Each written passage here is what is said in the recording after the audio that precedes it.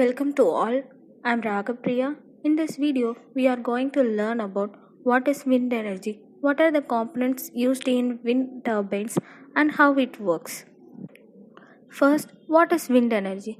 Wind energy refers to the process of creating electricity using the wind or airflows that occur naturally in the Earth's atmosphere. Modern wind turbines are used to capture kinetic energy from the wind and generate electricity. Wind is a form of solar energy caused by the combination of three concurrent events: the sun unevenly heating the atmosphere, irregularities of the Earth's surface, the rotation of the Earth. The wind flow patterns and speeds vary greatly across the United States and are modified by bodies of water, vegetation, and differences in terrain. Humans use this wind flow or motion energy for many purposes, for example, sailing, flying a kite, and even generating electricity. These are the components which are used in wind turbines. How wind turbine works?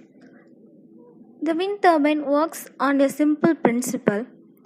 Wind turns the propeller like blades of a turbine around a rotor, which spins a generator which creates electricity.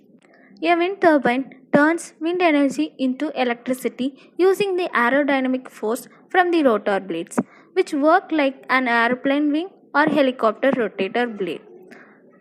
When wind flows across the blade, the air pressure on one side of the blade decreases. The differences in air pressure across the two sides of the blade creates both lift and drag. The force of the lift is stronger than the drag, and this causes the rotor to spin.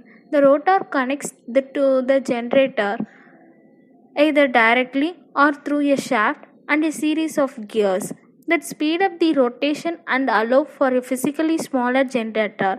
This translation of the aerodynamic force to rotation of a generator creates electricity.